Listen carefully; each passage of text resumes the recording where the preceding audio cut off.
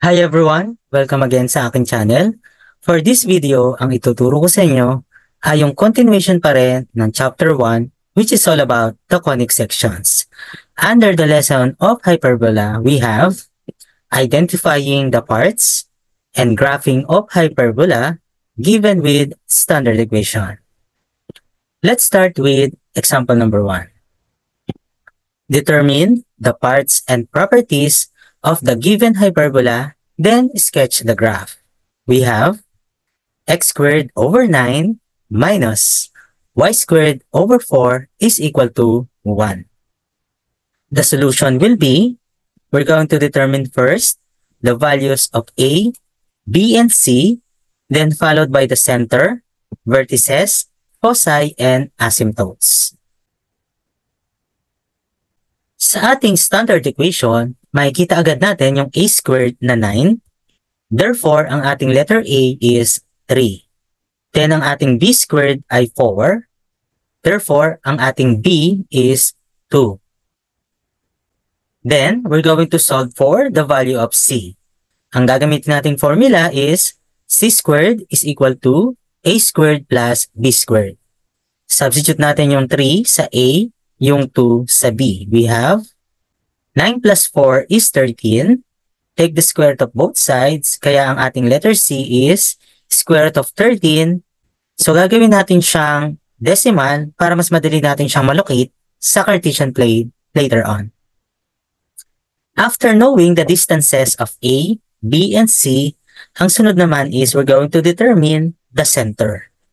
Base sa ating standard equation, makikita natin na yung ating letter H ay 0, ang ating letter K is 0, therefore, ang ating center ay nasa origin 0, 0.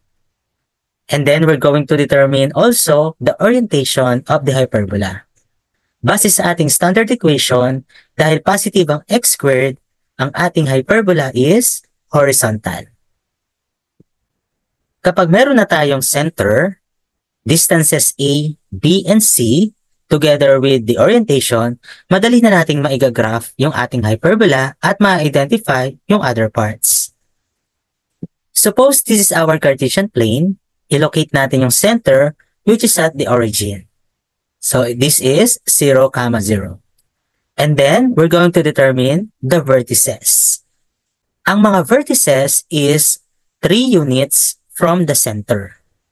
Dahil ang ating hyperbola ay horizontal, ang ating mga vertices ay nasa left and right ng ating center. Bilang tayo ng 3 units, 1, 2, 3. Therefore, nandito yung ating vertex number 1. Ang coordinates niyan ay negative 3, 0. Then sa right side naman, 1, 2, 3. Andito yung ating vertex number 2. Ang coordinates niyan is 3, 0. The next is we're going to locate the endpoints of conjugate axis. Malalaman yan sa pamamagitan ng value of B. B is equal to 2, therefore the endpoints is 2 units above and below the center. Mula center, bilang tayo ng 2 units pataas, 1, 2, therefore nandito yung ating isang endpoint ng conjugate axis. Ang coordinates niyan is 0, 2. Then sa baba naman, 1, 2, nandito yung ating isa pang endpoint ng conjugate axis. Ang coordinate niyan is 0, negative 2. The next point that we need to locate is the foci. Ang foci ay malolocate natin sa pamamagitan ng value ng C, approximately 3.6. So bilang tayo ng 3.6 from the center, left and right. So sa left side, 1, 2, 3, 3.6. Nandito yung ating focus number 1. Ang kanyang coordinate is negative 3.6, 0. And then on the right side, 1, 2, 3, 3.6. Nandito yung ating focus number 2. Ang kanyang coordinate is 3.6, 0. The next part that we need to identify is the asymptote of the hyperbola. The formula for asymptotes of horizontal hyperbola is y is equal to plus or minus b over a times the quantity of x minus h plus k. We're just going to substitute b, a, h at k. Ang first asymptote natin is positive 2 over 3 times the quantity of x minus 0 plus 0. Ang simplification nito is y is equal to 2 over 3x. Ang isa pa nating asymptote is y is equal to negative 2 over 3 times the quantity of x minus 0 plus 0. Pag sinimplify natin, yan ay y is equal to negative 2 over 3x. Ito yung ating dalawang asymptotes. Then, ilolocate natin itong mga asymptotes sa ating Cartesian plane. Ang ating asymptotes ay dalawang diagonal dashed line that is crossed and passing through the center like this. Ito ang ating y is equal to 2/3 x. Ito naman yung ating y is equal to negative 2/3 x. Ang kulang na lang natin ay yung mismong curve or yung branch ng ating hyperbola. So dahil ito ay horizontal, andito yung ating curve passing through the vertex, andito yung isa pa passing through the vertex, and asymptotic sa ating asymptotes. Therefore, ang magiging graph ng ating hyperbola is like this. Let's have one more example. Example number 2, determine the parts and properties of the given hyperbola, then sketch the graph. We have y squared over 4 minus x squared over 9 is equal to 1. The solution will be, again, we're going to determine first the values of a, b, and c, then followed by the center, vertices, foci, and asymptotes. Let's start with the distances. Base sa ating standard equation, for ang a squared, kaya ang a is equal to 2. Then yung 9, yung ating b squared, kaya ang letter b natin ay 3. Kapag meron na tayong a and b, we're going to solve for the value of c using this formula. C squared is equal to a squared plus b squared. Substitute natin yung 2 sa a, yung 3 sa b. We have 4 plus 9. 4 plus 9 is 13. Take the square root of both sides. The value of c is square root of 13 or approximately 3.6. Gagamit ulit tayo ng decimal para mas madali siyang malocate sa Cartesian plane. Kapag meron na tayong distances a, b, and c, ang susunod naman is determine the center. Base sa ating standard equation, ang letter h is 0, k is equal to 0, therefore, ang ating center ay nasa origin din, 0, 0. Then, idagdag na rin natin yung orientation. Base sa ating standard equation, positive ang y squared, therefore, ang ating hyperbola is vertical. Dahil kumpleto na tayo ng distances, center, and orientation, pwede na nating i-graph yung ating hyperbola. Ito ang ating Cartesian plane. I-locate natin yung center which is in the origin. That is 0, 0. And then, i-determine natin ang vertices. Ang vertices is 2 units from the center. Dahil vertical ang ating hyperbola, ang ating vertices is above and below the center.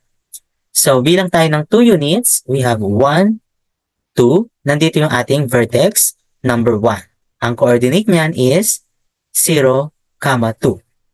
Then, sa baba naman, we have 1, 2. Nandito yung ating vertex number 2. Ang coordinate niyan is 0, negative 2. Next, we're going to locate the endpoints of the conjugate axis. Dahil vertical ang ating hyperbola, ang conjugate axis endpoints is nasa left and right ng center.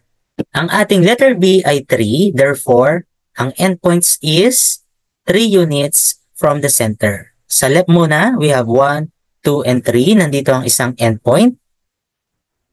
Ang coordinates niyan is negative 3, 0. Then sa right side, 1, 2, 3. Ito yung ating isa pang endpoint ng conjugate axis. Ang coordinate niyan is 3, 0.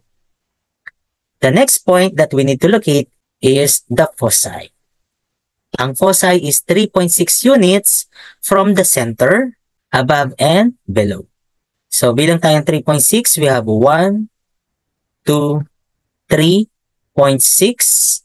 So nandito ang ating focus number 1. Ang coordinates niyan is 0, 3.6. Then sa baba naman, we have 1, 2, 3.6. Andito yung focus number 2. Ang coordinates niyan is 0, negative 3.6. Kompleto na yung ating mga points. Ang kulang na lang ay asymptotes.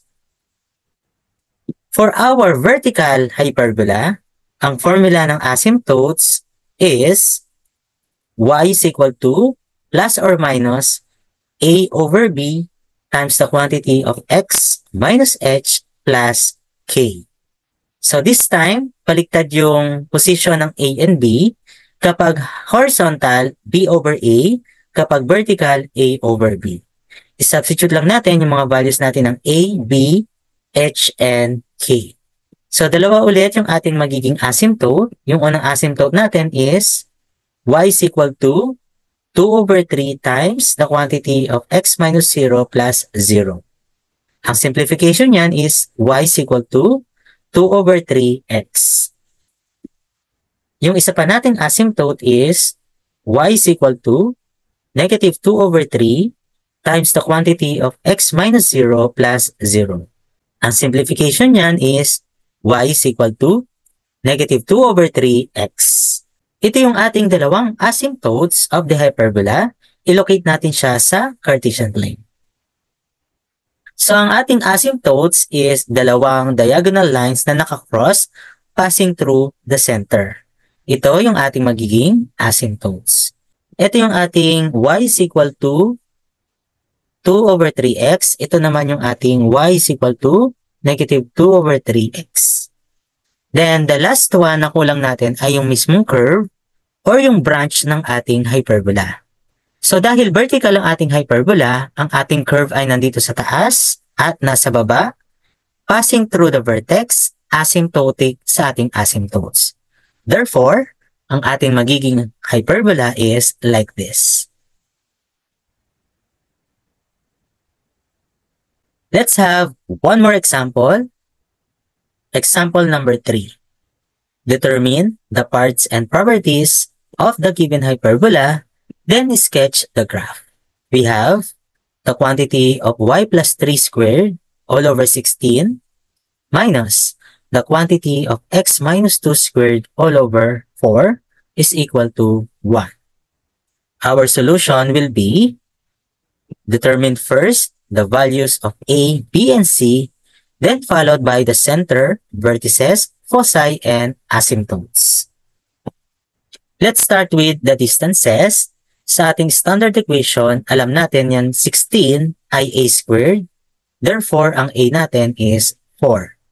Ang ating 4 na denominator ay b squared. Therefore, ang ating b is 2. Dahil meron tayong a and b, we're going to solve for the value of c using this formula. C squared is equal to a squared plus b squared.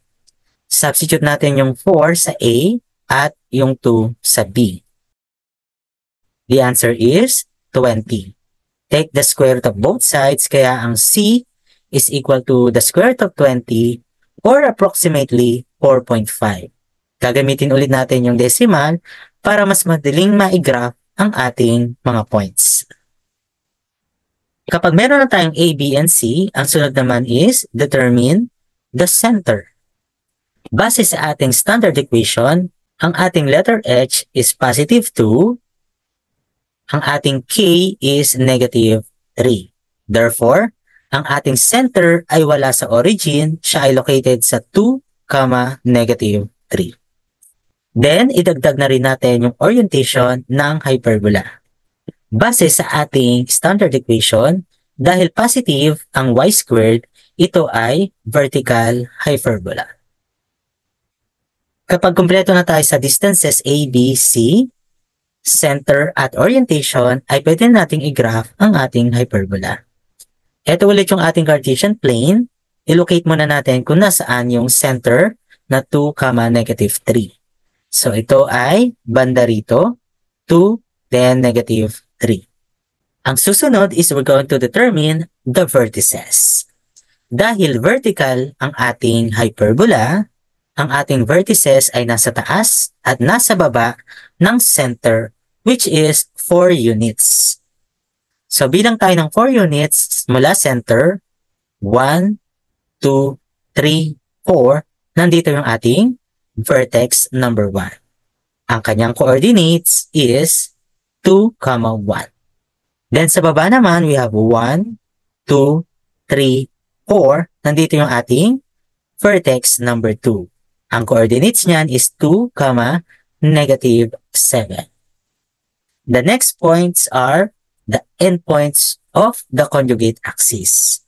Dahil vertical ang ating hyperbola, nasa left and right ng center yung ating mga endpoints, which is 2 units away from the center. So bilang tayo ng 2 units, so we have 1, 2, nandito yung ating isang endpoint. Ang coordinates niyan is 0, -3. Then sa kanan naman we have 1, 2, nandito yung isa nating endpoint ng conjugate axis. Ang coordinates niyan is 4, -3. The next point that we need to locate is the foci. Ang ating foci is approximately 4.5 above and below the center. So bilang tayo ng 4.5 units mula center. 1, 2, 3, 4, 4.5. So nandito yung ating focus number 1. Ang coordinates niyan is 2, 1.5. Then sa baba naman, we have 1, 2, 3, 4, 4.5. Nandito naman yung ating focus number 2. Ang coordinates niyan is 2, -7.5. Kompleto na yung ating points. Ang kulang na lang are the asymptotes. Ang formula ulit natin para sa asymptotes kapag vertical hyperbola is y is equal to plus or minus a over b times the quantity of x minus h plus k. I-substitute natin yung values ng a, b, h, at saka k. So, dalawa ulit yung ating magiging asymptote. Yung unang asymptote natin is y is equal to positive 4 over 2 times the quantity of x minus 2 plus -3. Then, isimplify natin. Ang 4 over 2 ay 2 times x, that is 2x. 4 divided by 2 is 2 times -2 is -4. Then, minus 3. Ang simplification pa nito is y is equal to 2x minus 7. Yung isa pa nating asymptote is y is equal to -4 over 2 times the quantity of x minus 2 plus -3. Simplify natin. Itong -4 over 2 is -2 times x is -2x.